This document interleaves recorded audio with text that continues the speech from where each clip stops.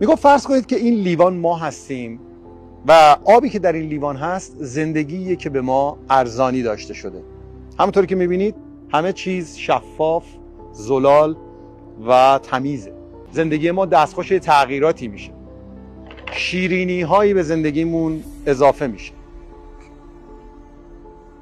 بعضی وقتا شوری هایی به زندگیمون اضافه میشه.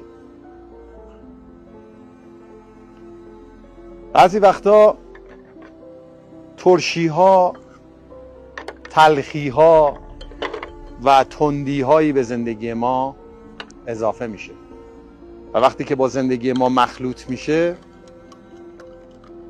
زندگی ما رو به حالتی شبیه این در میاره. همونطور که میبینید دیگه شفاف نیست، زلال نیست، تمیز نیست.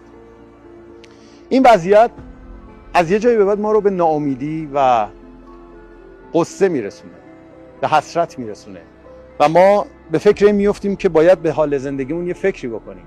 با این وضعیت که نمیشه ادامه داد. بنابراین تلاش میکنیم که زندگیمون رو از آلاینده ها پاک بکنیم. من سعی میکنم تمام اون چیزهایی که به زندگی خودم اضافه شده اینها رو از بطن زندگی خودم جدا کنم. نمیدونم موفق میشم یا نه. ظاهرا تغییری اتفاق نمیفته. پس کار بیهوده ایه. پس راهش چیه؟ این خانم در ویدیوی جذاب خودشون این راهو پیشنهاد کردن.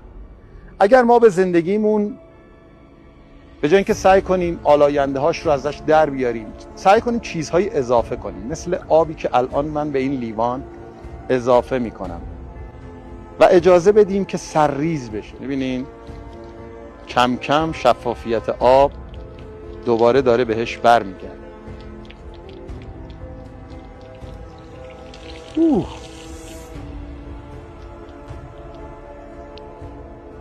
دوباره شفاف و تمیز شد مثل روز اول. به نظر شما چیزهایی که ما میتونیم به زندگیمون اضافه کنیم و زندگیمون رو به همون حالت زلال و شفاف و تمیز قبلش در بیاریم چه چیزهایی است؟ پاسخش رو به خود شما میسپاریم. عیدتون مبارک باشه. سال خوبی رو براتون آرزو